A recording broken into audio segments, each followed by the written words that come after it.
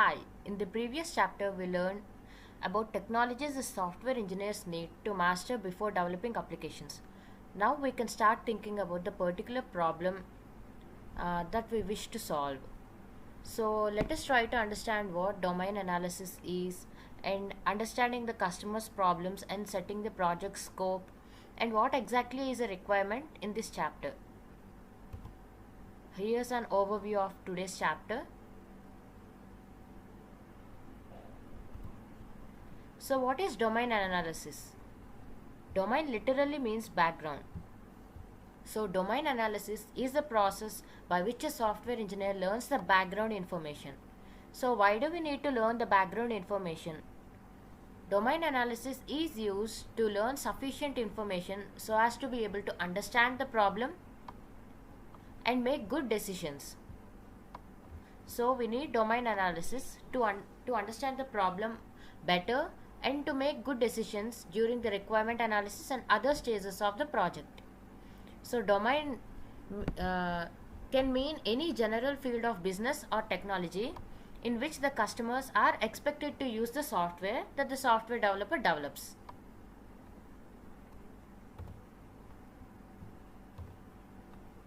The benefits of using domain analysis are for faster development and to develop a better system and for anticipation of extensions. An example of domain analysis is information to gather in order to perform domain analysis for an airline reservation system. In this example, we'll talk about all the background information that we need in order to develop an airline reservation system. So, what are all the things that you might need in developing an airline reservation system?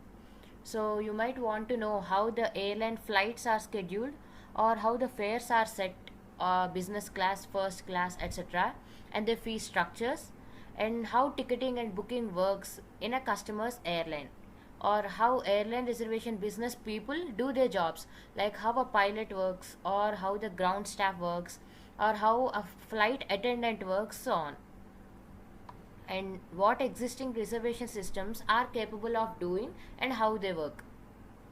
So we also need to learn about the existing reservation systems, how they work, and what they are capable of doing, and what laws and regulations or other rules that govern the airline industry. And we also need to study the functionality of competing reservation systems. It again means the studying the other existing reservation systems. So we might need to learn all these factors or all the background information. We might need to learn all this background information to develop an efficient airline reservation system to better understand the problem and provide a better solution for it. Through all the background study, at the end of the background study, we develop a domain analysis document. This document contains the summary of information that is found out during the domain analysis.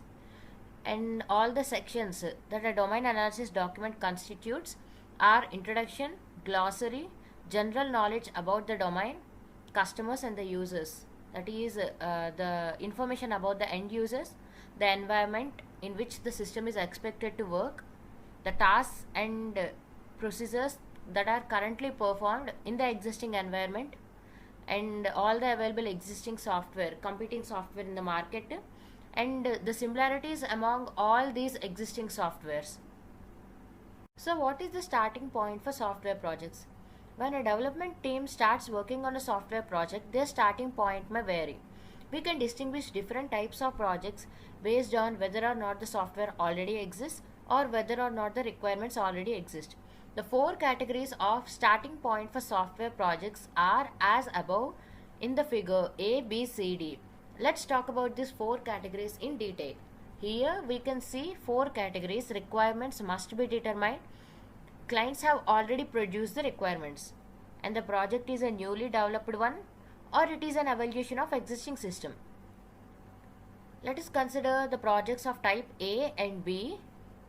A and B are the projects that are newly developed from the scratch. That is, the development team starts to develop new software from the scratch. These projects are called greenfield projects. We've already talked about them in the previous chapter. So in projects C and D, the team evolves an existing system. We've already talked about this. This is the third type of projects that are built upon an existing framework. Now the projects of type A or C, the development team has to determine the requirements for themselves based on the problem they are solving and the best way to solve the problem. These factors determine the requirements. And the projects B or D, for these type of projects the clients already provide the requirements and the development team develops the system based upon the requirements that are provided by the clients. So let's discuss the problem definition and scope. First, let's talk about problem definition. The first step in the process of requirement definition is to find out the initial definition of the problem to be solved. So the first step in determining the requirements is to define the problem that is to be solved. And a problem typically can be a difficulty that is being faced by the users, or is an opportunity that would improve the productivity or sales of a product. A good problem statement is short and succinct. So let us consider an example for this. Consider a student registration system. Now what do we expect a student registration system to do? We would expect it to successfully register the students with suitable courses they choose.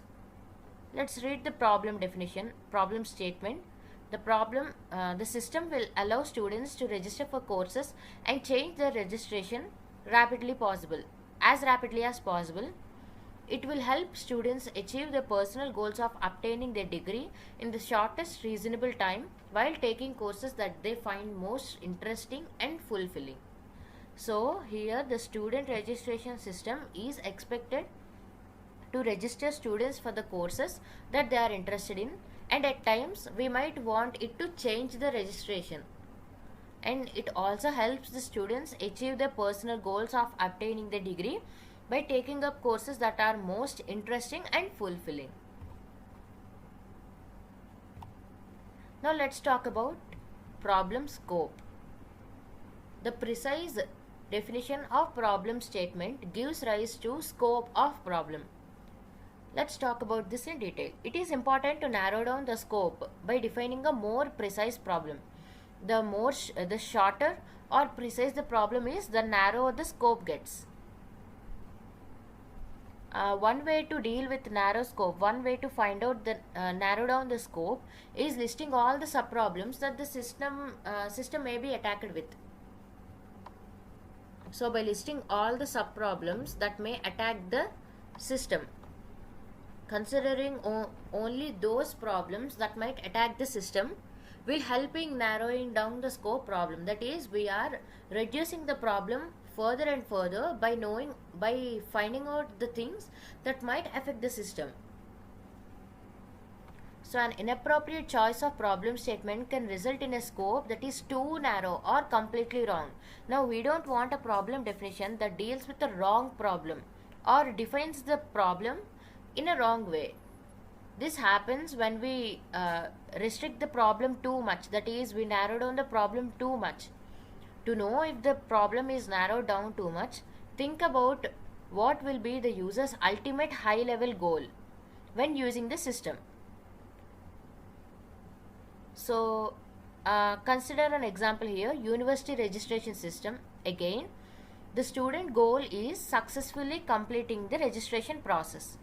The goal at hand is completing the registration process using the registration system.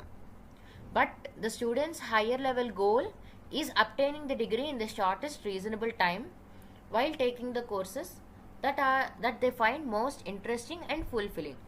See here, the problem statement includes both the short-term and long-term goals of the user. The short-term goal is to successfully registering into the system, registering for the courses they like, and the long-term goal is to obtain their degree successfully.